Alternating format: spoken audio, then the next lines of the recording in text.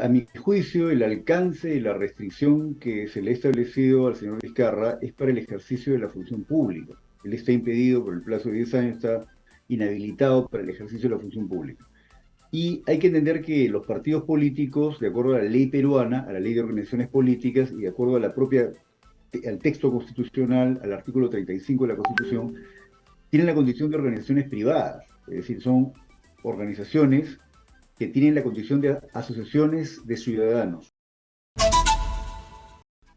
Karina, ¿cómo estás? Muy buenos días. Placer de saludarles. Sus órdenes. Muchas gracias por estar aquí. Ha causado un poco de revuelo en las redes sociales esta información que ha salido del Jurado Nacional de Elecciones. Bueno, yo recién la veo y se está diciendo que el inhabilitado Martín Vizcarra no puede fundar ni liderar ningún partido político.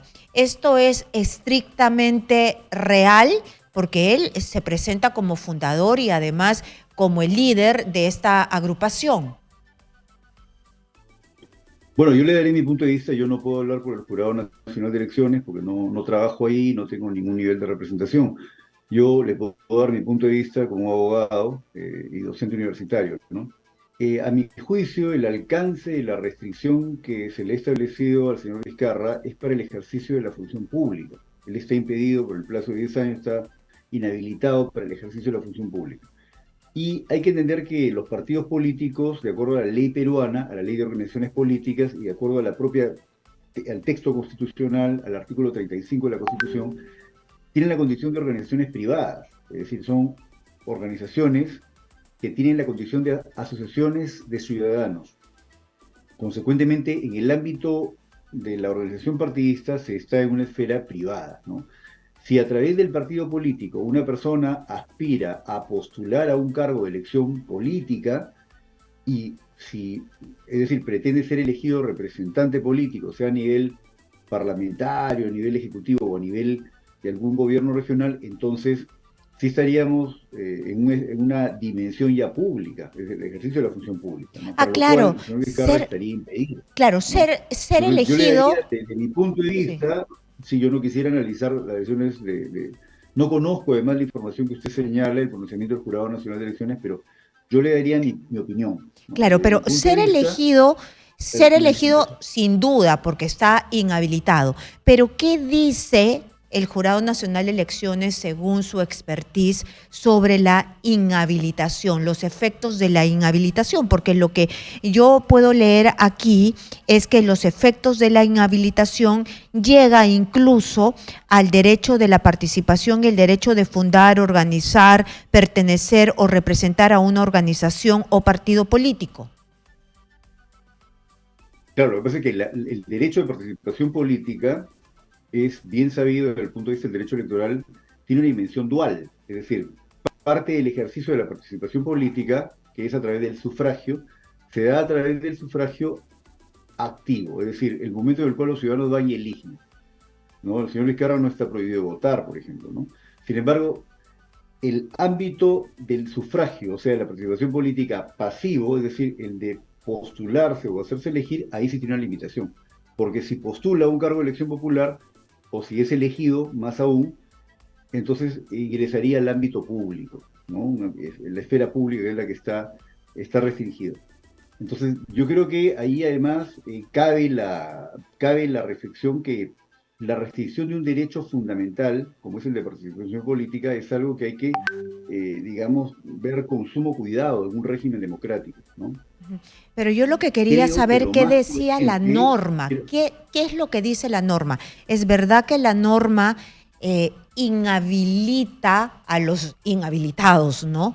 A participar de manera activa, es decir, a fundar, a organizar, a a representar, mi a juicio no alcanza. pertenecer a un partido político? No, la norma constitucional lo que establece es que es una prerrogativa del Parlamento, a través de un juicio político, dicho grosso modo, ¿no?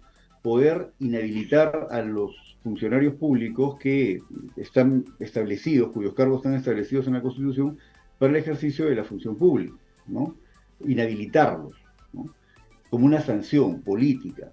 Pero claro, esto desde la perspectiva de los derechos humanos habría que analizarla, porque lo más razonable es que quien puede establecer una sanción de esa categoría, de ese nivel tan intenso de restricción de una libertad fundamental, un derecho humano, debiera ser un tribunal de justicia con la garantía de los principios de justicia, es decir, pluralidad de instancias, debido proceso, derecho a defensa, en fin, Yo ¿no? no Pero un estoy órgano de poniendo justicia. en tela de Cuando lo hace, juicio las dos inhabilitaciones, porque a mí particularmente me parece que bien inhabilitado está. Yo lo que estoy preguntando es que si existe una restricción para que él, una restricción expresa del Jurado Nacional de Elecciones, para que esta inhabilitación alcance, para que él pueda fundar, organizar, representar, liderar un partido político. ¿Existe esa restricción expresa? es que la pregunta está mal formulada, porque usted me pregunta si el Jurado Nacional de Elecciones tiene esa disposición, y es Sí. que el Jurado Nacional de Elecciones se tiene que sujetar a la ley, a la Constitución. Lo que dice la Constitución es que el Parlamento tiene la prerrogativa para suspender en el ejercicio de la función pública a los ciudadanos que ha ejercido un cargo, por ejemplo, un ministro, un expresidente, ¿no? Congresistas, por situaciones de delitos o infracción a la Constitución, pero suspender en el ejercicio de la función pública, pero limitar el ejercicio del derecho a participación en una esfera privada, creo que no alcanza. A eso yo ya le estaba respondiendo a esa pregunta. Entonces, a Bueno, mi no juicio, no alcanza, alcanza. no alcanza. Muy bien, entonces a su juicio no alcanza.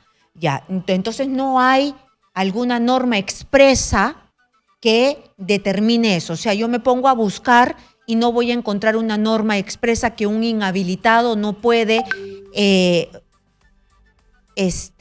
formar, liderar un partido político, porque finalmente este partido político también tiene dineros estatales ahora, ¿no?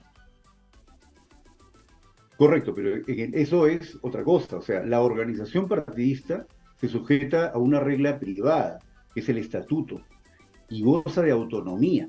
Es decir, el parámetro que la ley y la Constitución establece, la ley orgánica, perdón, la ley de organizaciones políticas establece es que los partidos políticos deben desarrollar una actividad dentro de un parámetro democrático.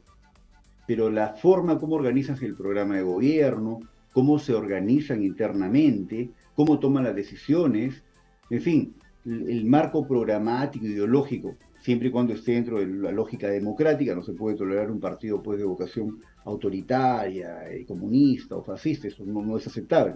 Sin embargo, dentro del marco democrático los partidos pueden tener diferentes enfoques, ¿no? Entonces, ese ámbito es privado y es libre, no está sujeto al control del Estado. Diferente es que se les otorgue un subsidio por el cual pueden emanciparse de la financiación privada. Perdón, claro, privada, ¿no? Sí. Que puede generar compromisos. Por ejemplo, el caso Odebrecht, que fue famoso porque, digamos, el financiamiento de la actividad política tenía como contraparte la entrega de obras en unas condiciones que fueron contrarias al interés público, ¿no? Entonces, para eso se otorga un subsidio, que es el financiamiento público directo a los partidos que han obtenido una representación parlamentaria. Pero eso no quita que los partidos políticos sean organizaciones independientes, libres, que estén fuera, digamos, del ámbito público. Los Ujú. partidos políticos tienen esa condición dual.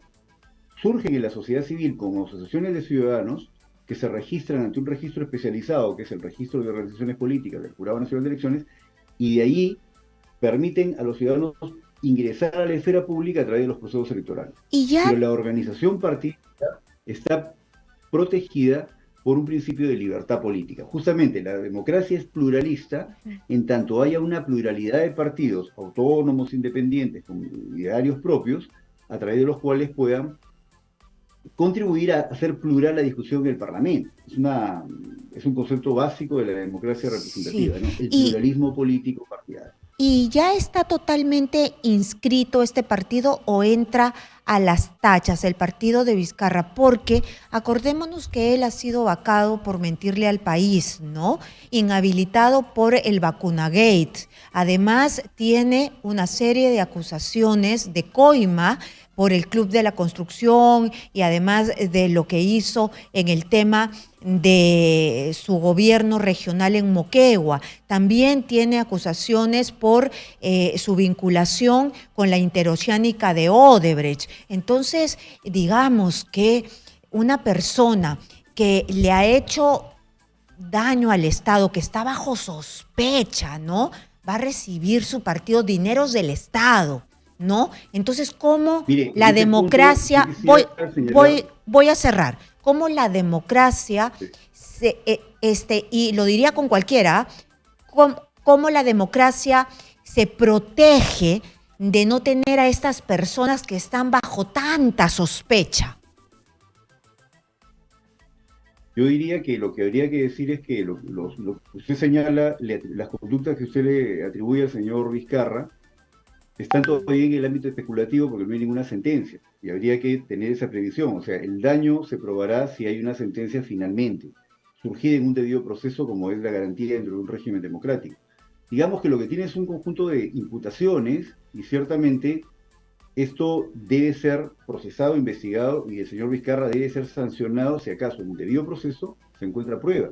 Pero mientras haya aún una situación de esa dimensión, y vemos que hay personas que han postulado a la presidencia de la República, que también han tenido procesos abiertos incluso, Sí, y y vemos lo a que gente se con dice prisión transversalmente en preventiva todos estos que casos, son sí, gobernadores pero regionales y permítame eso cerrar la idea, por favor, sigue permítame cerrar la idea, siendo ¿no? malo, Entonces, lo que ¿no? se dice transversalmente es que debe, digamos, prevalecer el principio de presunción de inocencia y el debido proceso, porque Mm, entonces corremos el riesgo de generar unas corrientes de opinión que podrían involucrar una arbitrariedad, ¿no?